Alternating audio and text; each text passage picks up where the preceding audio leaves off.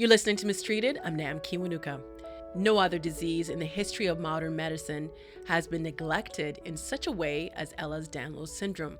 That quote is attributed to Professor Rodney Graham, a leading EDS expert and rheumatologist.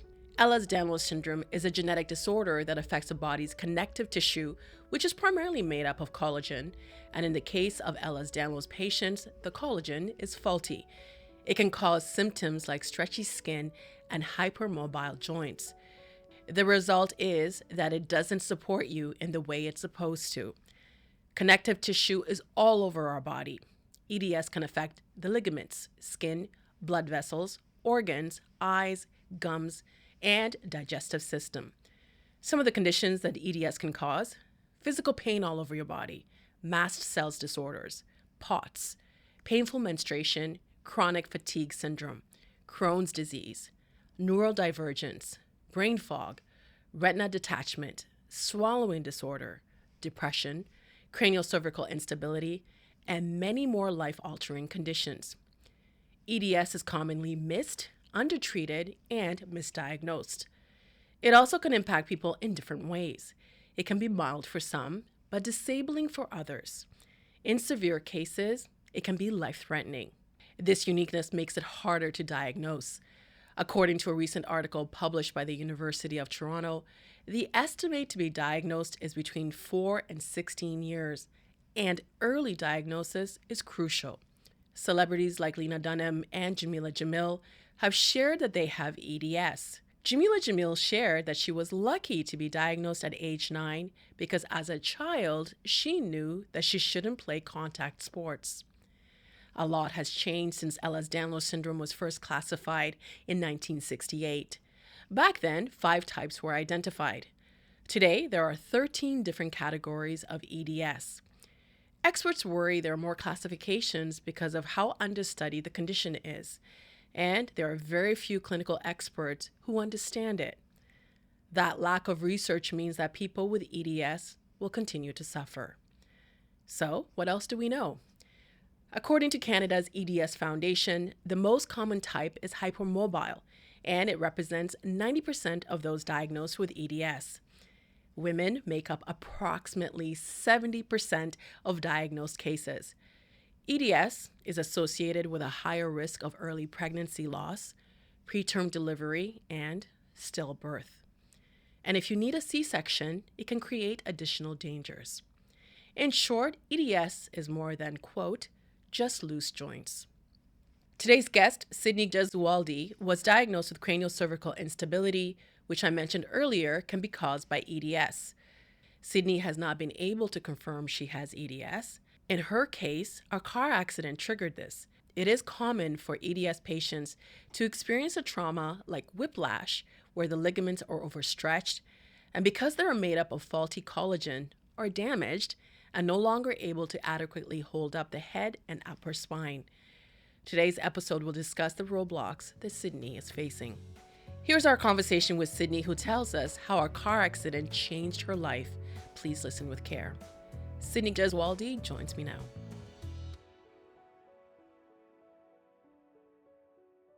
Thank you for taking the time to speak with me. Can you take us back to July of 2023? You were in a car accident. What happened?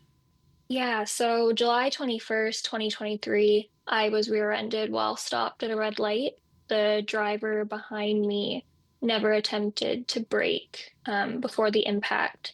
So at first, my doctors believed my injuries were limited to more mild soft tissue damage, so things like whiplash or a concussion, because the standard imaging didn't reveal the full extent of the damage that did occur um, from the accident. But over the next 6 to 7 weeks following the accident, my symptoms began to change dramatically. I started losing my balance when walking. I developed drop foot, which meaning I could no longer fully lift my foot off the ground. My muscles in my legs and my arms started to become extremely weak, and I lost a lot, like most of my dexterity and grip strength in both of my hands, especially my right hand. I still can't write with a pen for longer than a minute without losing feeling in my hand. But I would have to say the most frightening part was when I began having frequent episodes of dysphagia, where it feels like my throat muscles would forget how to swallow when I was eating something and especially drinking something. And I also started having episodes where my lips and my fingernails would turn a purplish blue, and my body felt like it was forgetting how to breathe automatically. And there was just a lack of oxygen in my body and extremities. After a car accident, there are certain things that happen, like with concussion or maybe body Mhm. aches, but this doesn't sound that like that. That's what was happening. What did doctors say was happening? Well, their kind of initial reaction was this isn't normal. Like usually after an accident, people, as time progresses, following the accident, they start to improve. But I was going in the complete opposite direction as I was deteriorating as more time passed.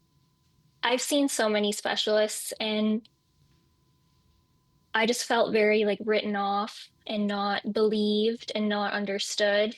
And they all loved to kind of just jump to the conclusion of, well, have you tried therapy?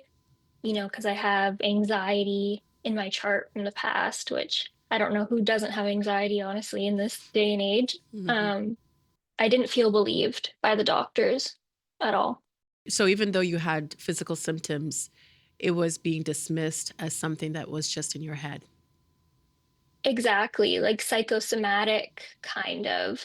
The overall message I kept getting was I shouldn't be having these symptoms and issues that I was experiencing.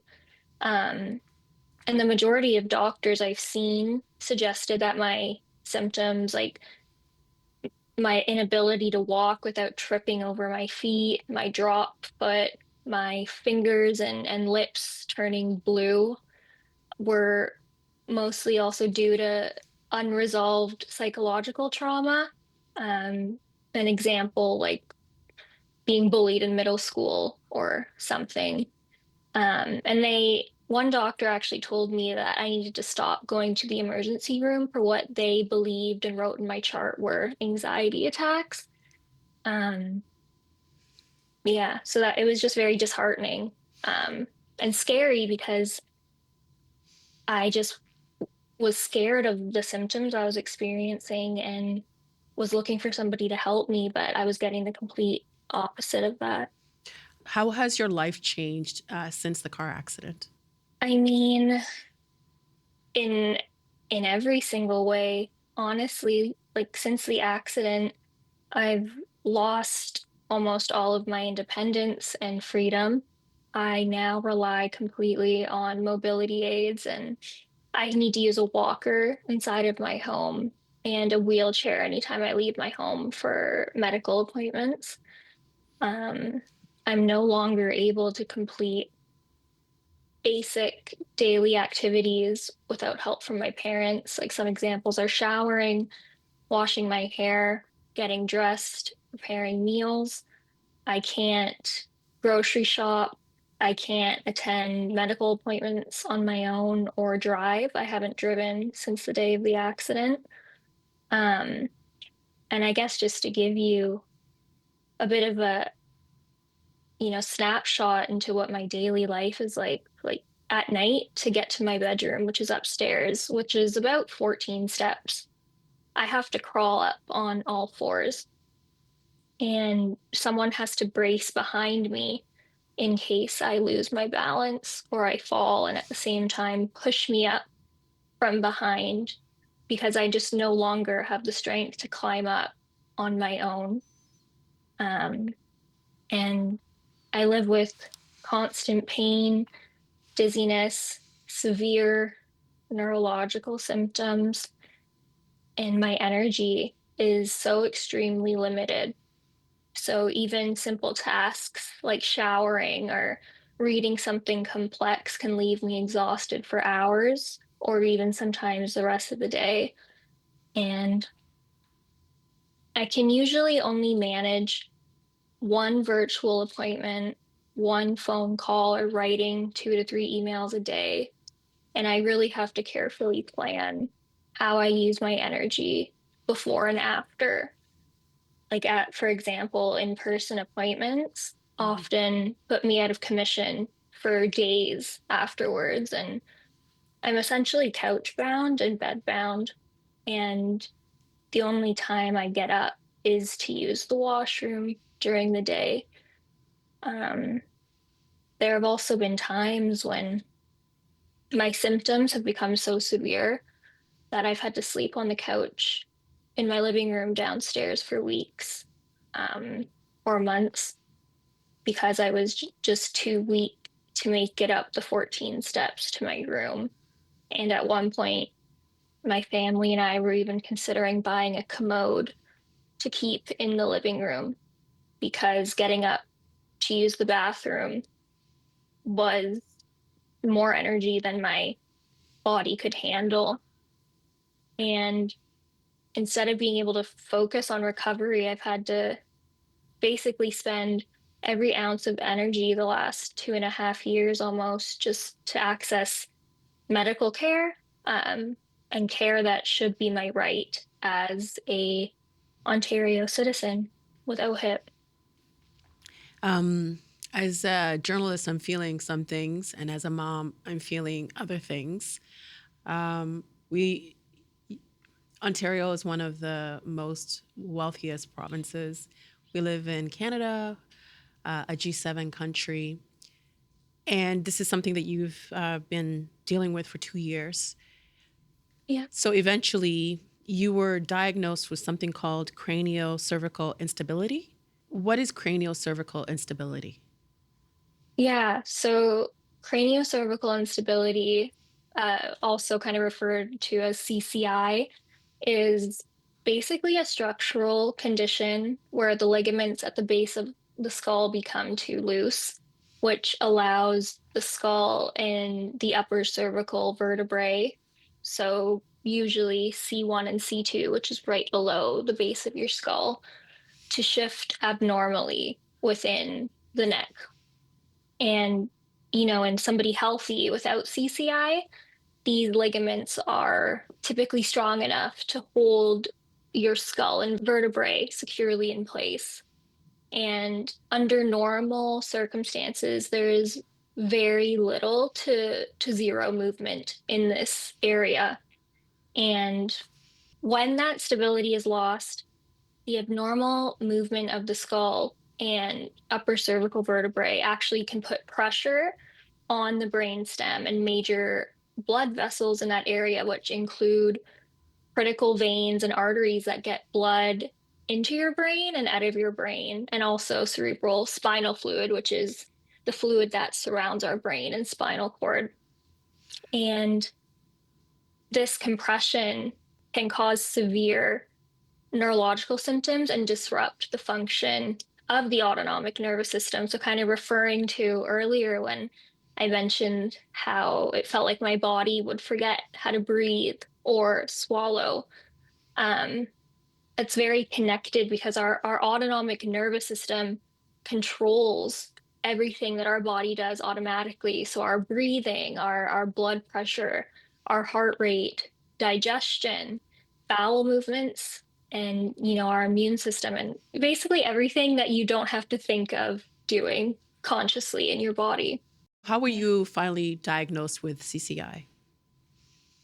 Yeah, so after kind of dealing with the Ontario doctors and having them kind of give me the runaround of, the psychosomatic and everything else argument, I just started researching online and trying to figure out anything I could if other people have ever had such a sudden deterioration similar to mine, um, following a motor vehicle accident or anything else.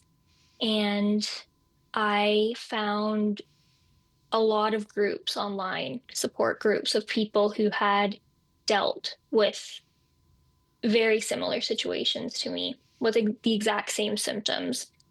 And through this research, I found my neurosurgeon in the US who is in New York State in Long Island.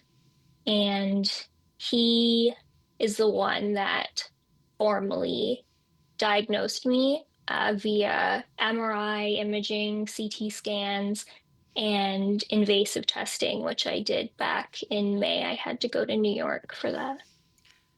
Whew. So you had to leave your province, your country, to get Hmm. even just a diagnosis in another country. Yes, that's correct. And back in April of 2024, I kind of, through my research, found out that there's only a very few neurosurgeons in the world that specialize in this condition. Um, so the first doctor I consulted was actually in Barcelona, Spain. So I flew there and got a bunch of imaging done, did some testing with him that wasn't invasive, and he gave me a diagnosis as well. So then I came back to Canada. So this was, yeah, around April, May 2024. And I tried bringing my report and imaging on CDs that I got to Ontario neurosurgeons, and they would not even look at it. I um, I tried to give it to them. I tried to explain to them, like, hey, I figured it out. This is what's wrong with me, and like can we fix this? And they just had nothing. They didn't want anything to do with it or me. It felt like. Well, I read that craniocervical instability impacts more women because women are more likely to have something called, correct me if I'm wrong in how I'm saying it, Ehlers-Danlos Mhm. syndrome. And craniocervical instability is caused by it. Do you have Ehlers-Danlos? So yes, you are correct in that, and um, I haven't been formally assessed or diagnosed with Ehlers-Danlos syndrome, so I can't say for certain. But what I think is important and to understand is that craniocervical instability is very often seen in people with EDS, Ehlers-Danlos syndrome, and the majority, like you just said, of these patients are women, which is why advocates are pushing so hard for greater awareness and recognition. And I believe it's no coincidence that a condition that predominantly affects women has been so under recognized and neglected both systemically and medically. Um, but it is also well recognized that trauma alone, in my case, such as an MVA, motor vehicle accident, can cause this kind of ligament injury and instability in people both with or without EDS. Can you help us understand what EDS is? What is Ehlers-Danlos syndrome? So, Ehlers-Danlos syndrome, there are multiple types of it, different subtypes. So, for example, there's like vascular Ehlers-Danlos, classic Ehlers-Danlos, hypermobile Ehlers-Danlos, which I believe is the most common one. But basically, people with Ehlers-Danlos, our bodies do not produce collagen effectively. And so that affects our connective tissue and fascia, which is basically what holds everything together, your muscles in place, ligaments connecting other muscles to the muscles beside it, and your joints, holding your joints in place. Is there a cure for it? Not that I am aware of. I believe it's more learning to live with it, and having accommodations in your lifestyle, that will help support your body and needs. It's very complex because each subtype of Ehlers-Danlos has different symptoms associated with it. Um, so, yeah, it's kind of a complex question. And for people who are listening to the podcast and not watching the video, they might not know that you have a neck brace and you have to wear that all Hmm. the time. Your family physician has referred you to 8 doctors at spinal clinics across Ontario, but you've been denied consultation. Do you know why? So, yes, I do kind of have an idea why. So, to qualify for the OHIP, out of country prior approval program, which is a program where OHIP can cover the cost of surgery performed outside of Canada if it isn't available here. The Ministry of Health requires a very specific support letter from an Ontario specialist who is considered equivalent to the out of country surgeon who would be performing whatever surgery or procedure needed. And part of the rules is that the Ontario specialist must provide a support letter saying three important points that is part of the Healthcare Act. And without these 3 points written and submitted alongside the out of country application, it results in an automatic denial. And my family doctor referred me to 9 neurosurgeons across the GTA, including skull base neurosurgeons, orthopedic spine surgeons, and also a spinal clinic in Mississauga that has several different neurosurgeons working out of it. And I received formal denials from 8 of the 9 referrals sent, and the ninth just never responded. So the intent behind all of these referrals was to obtain that required support letter for the OHIP out of country application. And the need for this letter and the urgency given my worsening neurological and physical condition was very clearly stated on every single referral. And we also provided all the relevant imaging, including MRIs, CT scans of my neck and my brain, and as well as whatever medical records were applicable. And every single neurosurgeon said no. Um, 4 of the rejections stated that the reasoning for the rejection was that this was out of their scope. 2 said that their wait lists are already too long. And 1 said that they only accepted referrals from surgeon to surgeon, not family doctor to neurosurgeon. And another one said that there was no need for me to have a neurosurgical consultation. It's very frustrating because I've been stuck basically in a bureaucratic loop because I can't get an Ontario neurosurgeon to provide the required support letter. And without that letter, OHIP will automatically deny my application for out of country funding. So that's trying to obtain the support letter has been what I've spent all day, every day doing for the last year and a half, basically. And I've tried advocating with my MPP to have them reach out to the Ministry of Health on my behalf. I've tried to submit a Freedom of Information request to figure out the supposed names of these surgeons that OHIP says can help me in Ontario. I've had my MPP, she made a member statement at Queen's Park in Toronto about my situation. I've had a news article published, and I've even submitted a human rights application through the Human Rights Tribunal of Ontario, basically explaining this loop that I and so many other people in Ontario with craniocervical instability are stuck in, that is leaving us without access to life-saving neurosurgical care.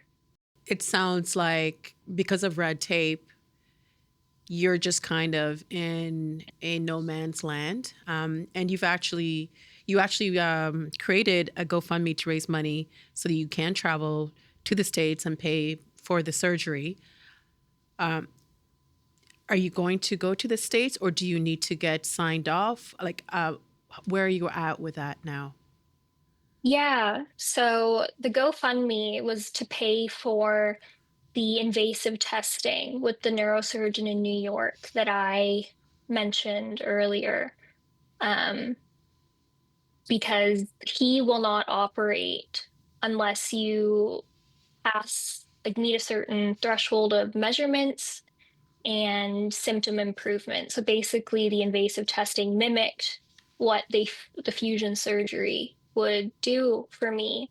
And there, like, luckily for me, I had like upwards of 90% symptom improvement in every some of my most debilitating symptoms. And I felt like myself again for the first time in almost 2.5 years. So, yeah, the GoFundMe was to try and cover the cost of the testing, which was around $45,000 Canadian. So now, um, since I qualify for the big fusion surgery, that will cost in Canadian dollars upwards of 400,000. So obviously I can't afford $400,000 out of pocket without asking my parents to sell our home and give up their retirement savings, which morally I could never ask them to do that.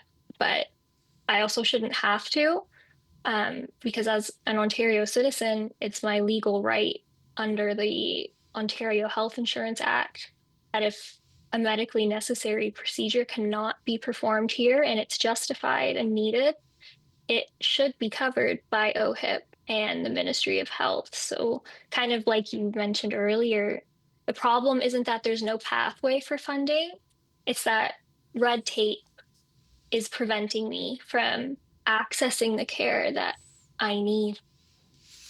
This isn't your first interview. You mentioned that you did an interview with CBC. Your MPP. You've been in touch with them. What do you want policymakers to know about what has happened to you? I want them to know that this is not a one off case. Just to give you some context, there is a craniocervical instability Facebook support group, um, that has, I believe, at this point, over 800 people in it who all have the exact same story as me, in the sense that they have this condition and they can't get any doctor in Ontario to recognize it and support their out of country application. So I know multiple people, not even just in Ontario, but in other provinces, who have had to sell their houses and all their assets to pay for surgery in the United States or Europe or whatever specialists they decide to go with to do the surgery. Sydney, how would surgery change your life? If I could get and access this surgery, that would stabilize my skull and neck and taking the pressure off of my brainstem, it wouldn't be an overnight fix, but it has the potential to give me my life back. I could, walk and think clearly and get back to living independently. And it's not just about mobility and gaining that back. It's also about just getting my dignity back and having that stability in my life. Like I mentioned earlier, when I underwent the traction testing, there was an immediate and noticeable improvement in my symptoms, and my brain fog lifted, and I could breathe deeply without restriction. And my hand dexterity even improved. That was one of the tests we did. I could write with a pen again normally. It was like my body finally remembered how to function normally again. And I mean, the surgery could change everything. And I'm genuinely hopeful that it will whenever I will be able to access it. Um, it would just be like a second chance at living. And because everything in my life has been on pause since the accident, and things that healthy people and able-bodied people can do naturally without a second thought, I would finally be able to do again. And I really do think that I would carry a deeper appreciation for all of it. You know, being able to bathe myself, cooking a meal, dancing at a wedding, going for walks, um, those small, ordinary moments would feel like so much more special, I think. Sydney, it's been an absolute pleasure having the opportunity to speak with you. Thank you so much for making the time, and hopefully, this conversation can move the conversation forward. And everybody here extends our best wishes to you. Is there anything else that you'd like to add before we say bye? We urgently need official recognition and proper diagnostic and billing codes for craniocervical instability, and funding for out of province and out of country care when treatment isn't available here. Um, and I want policymakers to know that this isn't just about one patient. It's about an entire community of people who have been erased by the system. And we need acknowledgement that EDS patients with CCI exist and that their conditions are real and treatable. And the first step for the Ministry of Health and Ontario Health to assign a proper diagnostic and billing code. And we also know that creating this kind of pathway is possible, and it's already been done. Um, a model already exists through OHIP's out of country program for a condition uh, that is kind of comorbid to Ehlers-Danlos. It's cerebral spinal fluid leaks. So Ontario already has agreements with two US hospitals to fund and treat citizens with that condition and send them there to get the life-changing and life-saving treatment that they need. So we know it can be done. It just hasn't been done yet for people with CCI and Ehlers-Danlos. And developing this similar framework would not only allow patients to receive timely surgical care, but promote collaboration and knowledge translation between Ontario specialists and US hospitals or centers, bringing that expertise back to Ontario to foster medical advancements here so that maybe one day we won't have to leave the province or country for medical care. And the last thing I want to say regarding this is I want policymakers to know that this isn't a one-time fix. For many patients with CCI and EDS, care involves multiple stages and ongoing surgical follow-ups, and the treatment plan and the funding must reflect that need and that reality. Um, and we're not asking for special treatment. We are just asking for the same access, recognition, and dignity that is afforded to almost every other patient in this province and country. The difference is our illness just isn't as palatable. Sydney, it's been great having you on the podcast. Thank you so much. Thank you so much for having me and creating this platform to talk about such important issues. This was Mistreated. Thanks for listening.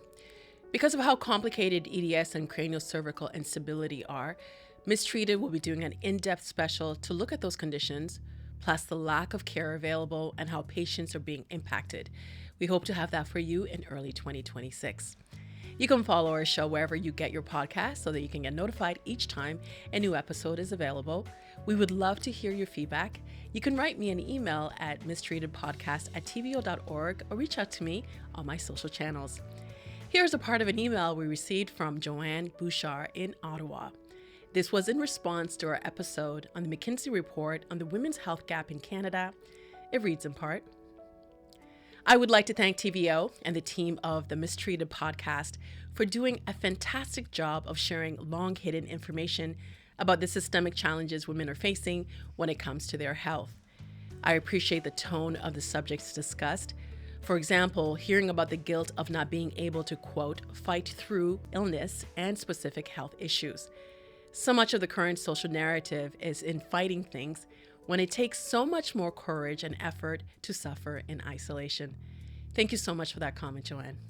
This week's episode was produced by Matthew O'Mara and me, edited by Colin Kish, digital shorts by Ariana Longley, camera work by Max Tussey, teleprompting by Christy McLeod. Production support from Jonathan Hallowell and TVO's Digital Media Services team. Lori Few is the executive producer of Digital. John Ferry is vice president, programming and content. And special thanks to our studio crew here at TVO. Thanks so much for listening.